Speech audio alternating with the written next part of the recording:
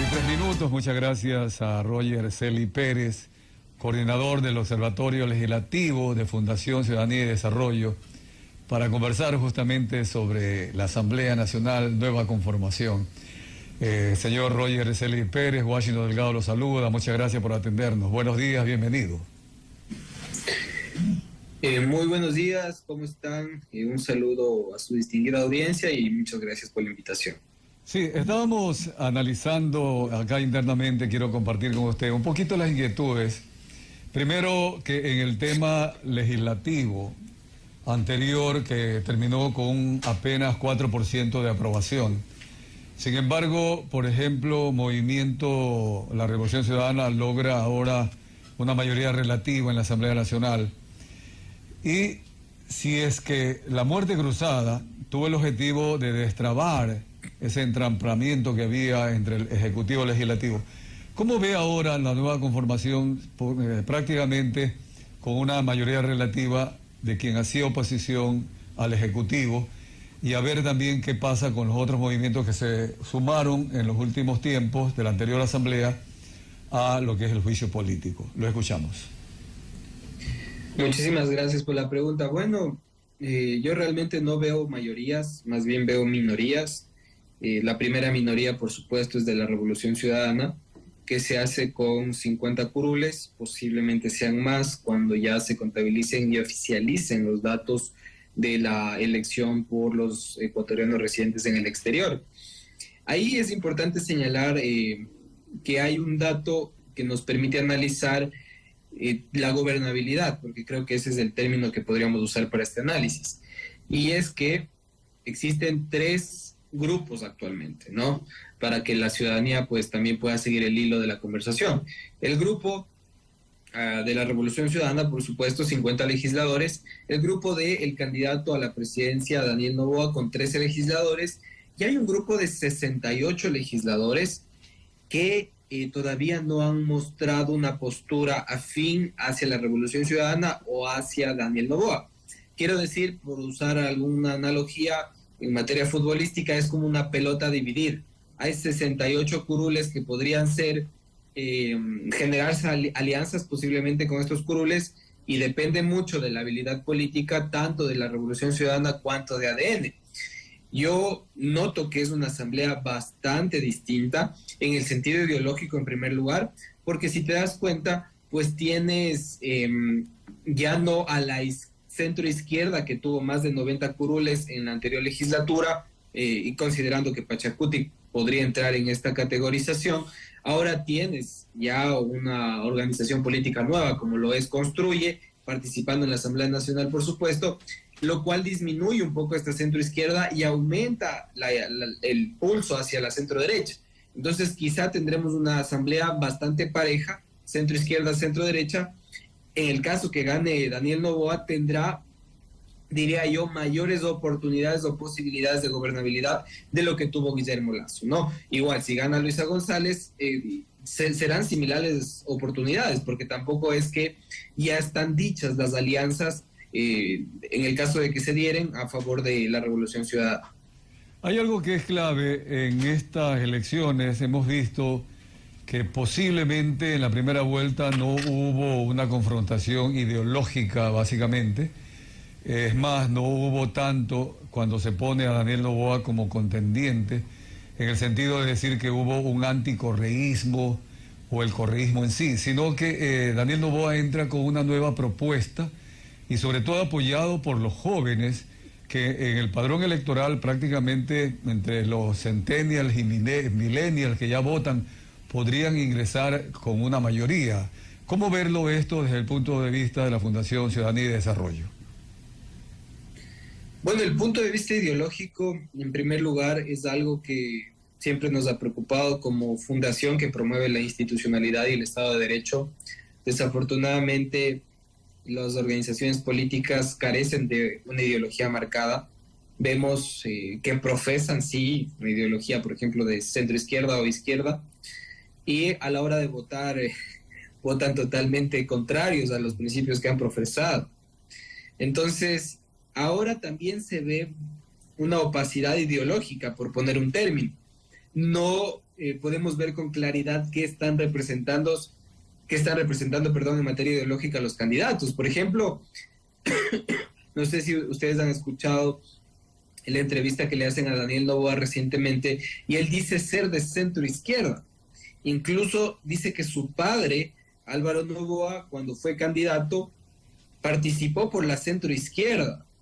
Y eso descoloca de alguna manera al discurso de su contendiente, de Luisa González, que dice, y de Rafael Correa, por supuesto, que ha tomado posición al respecto de este discurso, que dice, Daniel Noboa podría ser un gobierno empresarial.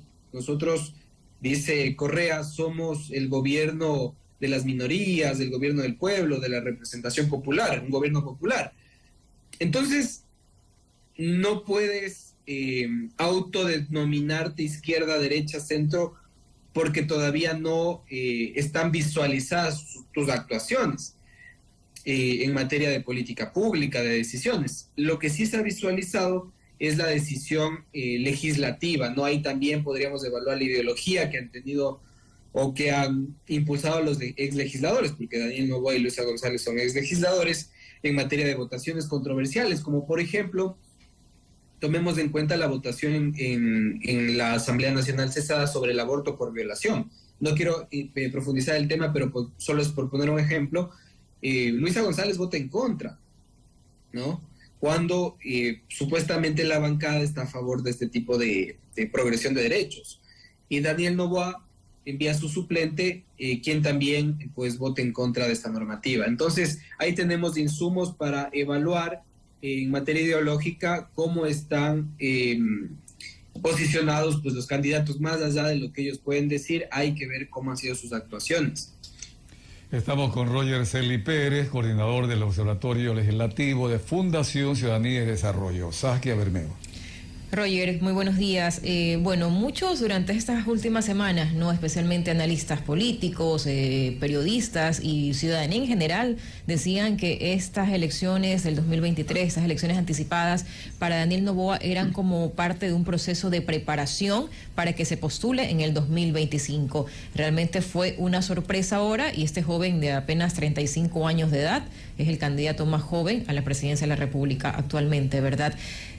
¿Qué tan conveniente o cuánto nos puede garantizar el hecho de que un candidato sea muy preparado, en este caso Daniel, ¿verdad?, en el debate haya expuesto muy bien sus propuestas, haya sido, por así decirlo, el que mejor realmente participó en el debate? ¿Qué nos puede garantizar que en caso ya de llegar a ganar pueda realmente administrar, hacer una buena administración pública, liderar un país tomando en cuenta todos los problemas que tenemos, ¿no?, a nivel político, económico, de inseguridad? ¿Qué nos garantiza eso? Bueno, ahí hay varias reflexiones. Creo que empezaré por la que más nos preocupa, y es que no hemos escuchado a algún candidato hablar más allá del cortoplacismo. Obviamente, vamos a tener un gobierno a 1 año, 6 meses, pero ¿por qué los candidatos no están hablando de qué van a hacer de aquí a 2029? Considerando que tienen legisladores que posiblemente sean reelectos, porque hay un alto índice de reelección. No entiendo por qué, por ejemplo, poner un caso, Daniel Noboa no está hablando de un plan, sí a corto plazo, urgente, pero un plan a largo plazo. ¿Por qué no estamos proyectando un Ecuador más allá del cortoplacismo?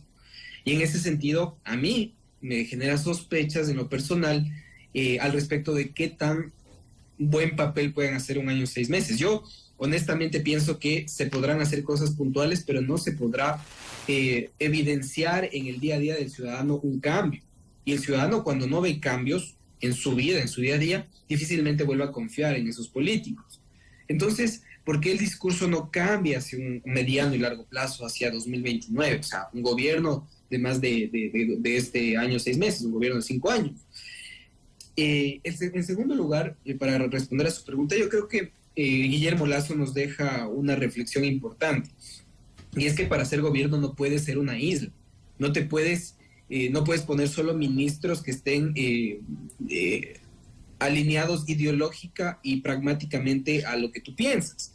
Guillermo Lasso pudo haber puesto gente técnica, por supuesto, proba en distintas materias que tenga una ideología quizá no radicalmente distinta, pero al menos que tenga sus diferencias. Por ejemplo, en materia de inclusión económica y social, en el sector y el frente de salud. Creo que una persona con un tinte más de centro izquierda pudo haber hecho un trabajo que pudo beneficiar a Guillermo Lasso. Entonces, ¿qué nos garantiza en el caso de que Daniel no va a ser presidente?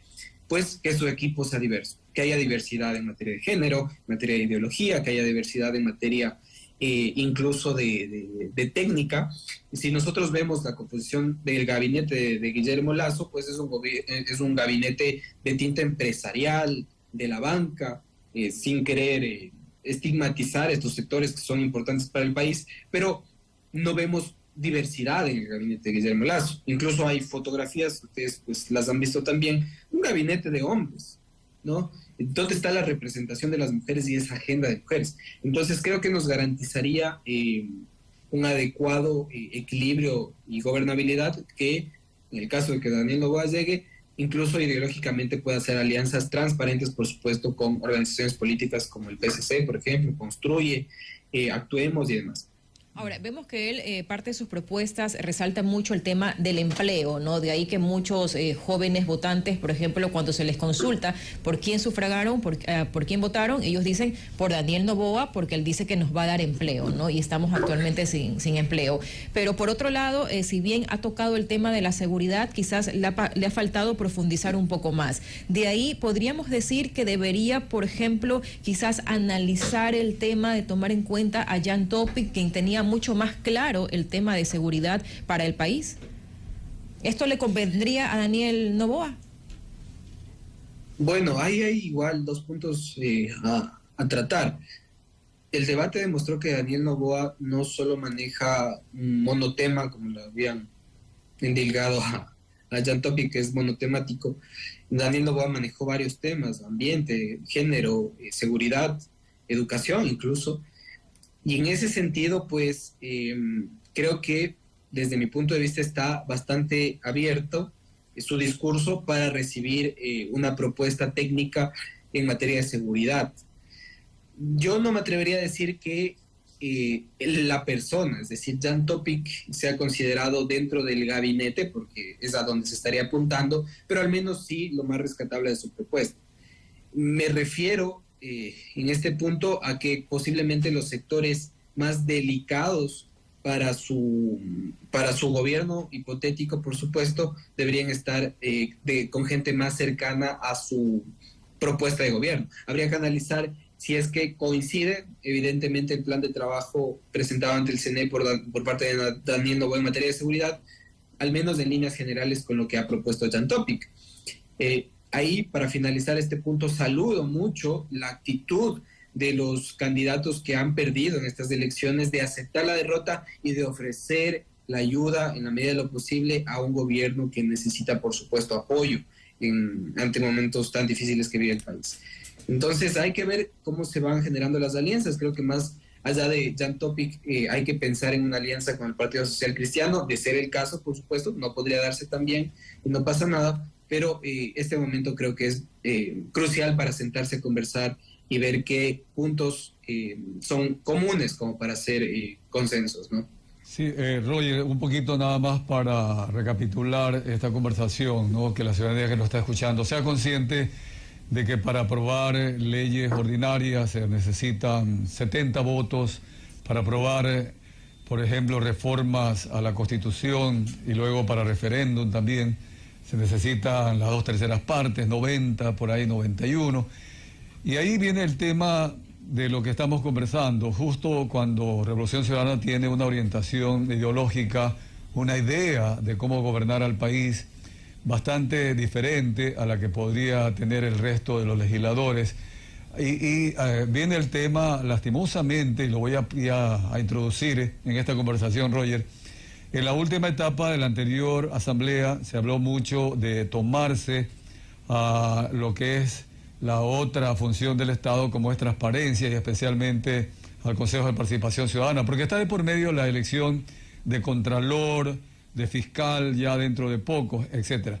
En ese sentido, ¿cómo aspirar los ecuatorianos para que haya una coordinación legislativa, para que se aprueben las leyes necesarias, se reformen las leyes necesarias en la parte económica, en la parte de seguridad, para generar empleo, cuando está de por medio también otro tipo de repartos como Contraloría, Fiscalía. ¿Cómo ven ustedes desde lo que es la institucionalidad democrática, Roger? Afortunadamente, la Ley Orgánica de la Función Legislativa, reformada en 2020, estableció la creación de una agenda parlamentaria que muchos ni la toman en cuenta, pero que tiene consecuencias legales cada vez más. Es un tema progresivo. Cada vez más la Asamblea Nacional deberá trabajar institucionalmente en materia legislativa y no coyunturalmente. Para la coyuntura, la Constitución lo establece, se maneja en materia económica, con la presentación de proyectos de ley económicos urgentes, ¿no? Pero la Asamblea, por poner una analogía igual que nos permite visualizar, tiene al menos la oportunidad de anotarse unos 10 goles. No sé si lo hará, pero existe normativa que está pendiente, que podría ser incluida en la agenda parlamentaria y que podría en poco tiempo, en un mes, llegarse a aprobar. Pongo 2 ejemplos. El Código de la Salud, que fue vetado por el expresidente Lenín Moreno, que ya cumplió su etapa de lo que se suele decir que está en la congeladora, el bloqueo, ya pasó ese año, y ahora la Asamblea Nacional puede reunirse un día, sesionar, debatir y enviar esa normativa al registro oficial. Lo propio con la ley de la Contraloría General del Estado, que fue vetada totalmente de igual forma, en donde se busca en esta normativa que ya no haya el subrogante en materia de Contraloría General del Estado, sino que haya un orden sucesorio más organizado. Entonces, la Asamblea, por ejemplo, tiene 2 goles para anotarse. En Código de la Niñez está en segundo debate ya, solo falta que se pongan de acuerdo y voten.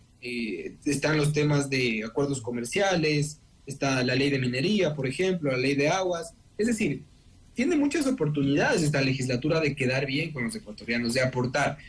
Yo, para responder a esa pregunta, llamaría a la reflexión a los legisladores a pasar a un segundo plano, porque siempre hay que decidir, hay que ver qué va primero y qué va segundo, pasar a un segundo plano en materia de fiscalización y control político y de relacionamiento con las otras funciones del Estado. Me refiero a posesión de autoridades y al respecto de fiscalización y control político. Se ha dicho mucho que esta próxima asamblea ya tiene cantada la agenda, que van por la Fiscal General del Estado, que van por el Consejo Nacional Electoral, que van por el Consejo de la Judicatura, que tiene activo un juicio político, y que van con temas de amnistías y demás. Entonces, quizá esta agenda de fiscalización, de designación de autoridades y de relacionamiento con otras funciones del Estado debe pasar a segundo plano.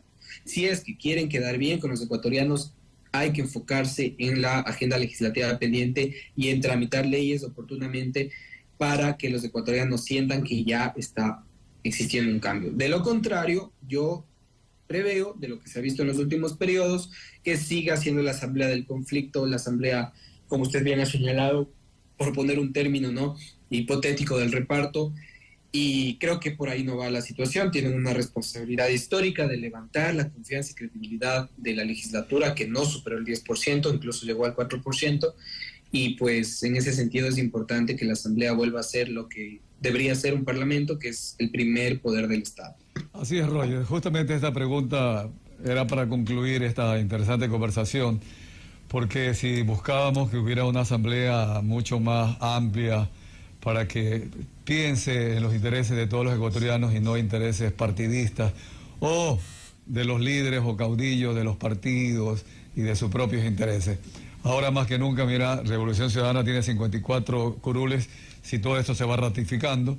Partidos social cristianos que estaban unidos con ellos para el tema de Contraloría y otras cosas más, que se hablaba sobre el tema también de una mayoría que tienen en consejos de participación ciudadana, ¿no? Tiene 16 que pueden llegar a 17, 18, eso está en discusión. Ya con eso, ya entre los dos ya tendrían 70, 71 votos que antes no los tenían. Tenían que buscar a otros partidos o a algunos independientes. En todo caso, es la experiencia que hemos vivido en este periodo. Roger, te agradecemos mucho haber estado con nosotros. Hemos conversado con Roger Celi Pérez, coordinador del Observatorio Legislativo de Fundación Ciudadanía y Desarrollo. Muchas gracias, Roger. Muchísimas gracias a ustedes y un feliz día para todos.